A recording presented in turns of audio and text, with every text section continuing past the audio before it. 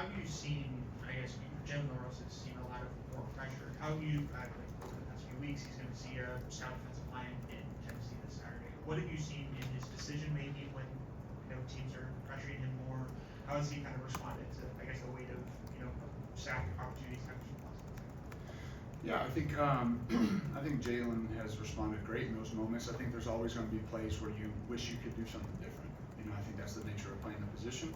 And so there were some learning opportunities that occurred in the game this past week, and that occur every game.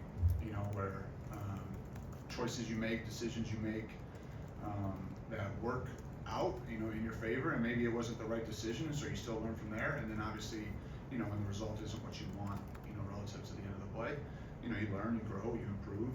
You have conversations and communication of why that happened. And there's always a story to every poor decision or every mistake that you make, and so we just talk through that, learn, grow, improve, and try to get better throughout the week of prep, and try to put them in, not just Jalen but all the other players, in positions where things that you didn't execute as well as you like, you put them in that position in practice so you can improve and get better. Jump to the right side here, Nick. And Nick, you have been on the other side of this rivalry going back to your GA days there. What stands out to you about the third Saturday in October? I think just the passion, the intensity of the game, that's what stands out the most. The environments that you compete in are as good as it gets in college football, and so that's what stands out the most in this game. Jump over to the left, Katie. What have you seen or maybe liked about the depth at wide receiver when you've had some guys out with Kendrick and Kobe missing a little bit of time? Yeah, I've appreciated the efforts of the guys, and playing multiple spots and having to learn different positions. I think Coach Shep has done a great job of that. I think you see Caleb Odom just continuing to grow and learn multiple spots, playing different, positions on the field. Cole obviously had some big plays in the game. And so, with just the rotation of players that are up each week, obviously Ryan and Jerm have been steady and productive for us, but I think the depth of that room has certainly helped us.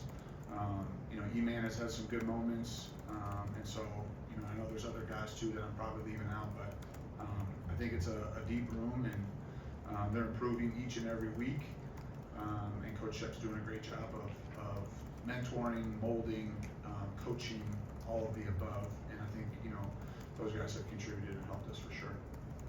Go to the back of the room, Ryan. Coach, how pleased are you with the run game so far? And obviously you want to see more no matter what, but what's the ceiling for this backfield? I wouldn't ever probably use the word pleased. I don't think in any area really. We're always trying to improve. I thought, we took strides running the ball in the game this past week. We had some negative yardage plays that really kind of skewed the numbers that way, but I thought there was some really strong, tough physical runs by both Jam and Justice in the game. And so there was things to be encouraged by how we ran the ball at times. I think across the board, we're looking for consistency. That's in all areas. There were certainly things that we can do better, both in the run game and in the pass game from this past week.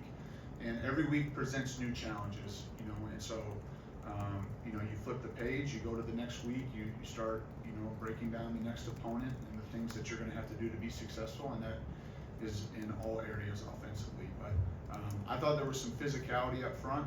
I thought there was some tough running that occurred. We have to eliminate the negative yardage plays that obviously hurt us in the game.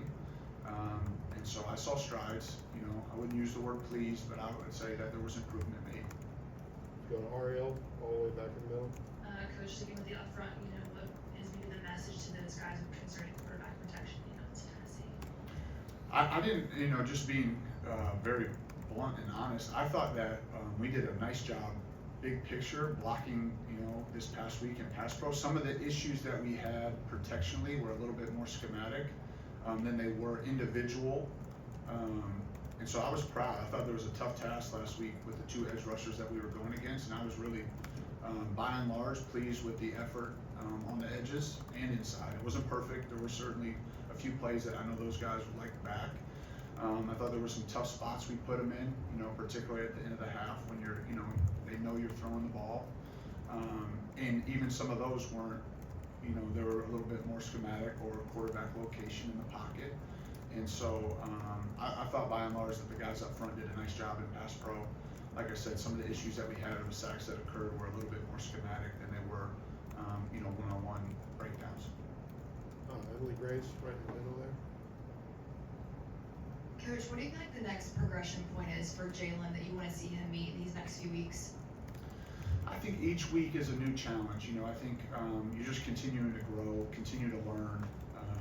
You know, we talk to the players every week that every time you go out there on the field, you send a message or an invitation. And so, you know, when you have things that you do well, you're sending a message to the other team that this is something that we're really good at. And when you struggle with something, any player, any scheme, any coach, you know, then you're inviting them to try to see if you fixed it. And so I think that occurs each and every week for us. And so Jalen's no different, you know, our whole offensive unit, you know, things that we have done well, obviously the opponent is looking at that and trying to find ways to slow you down in those areas, and then things that you struggled with or have, you know, not executed as cleanly, they're gonna, you know, try to show you to see if you've improved in those areas. So I think for all of us, it's identifying the things that we need to be better at and trying to fix those issues as you're moving forward to the next game.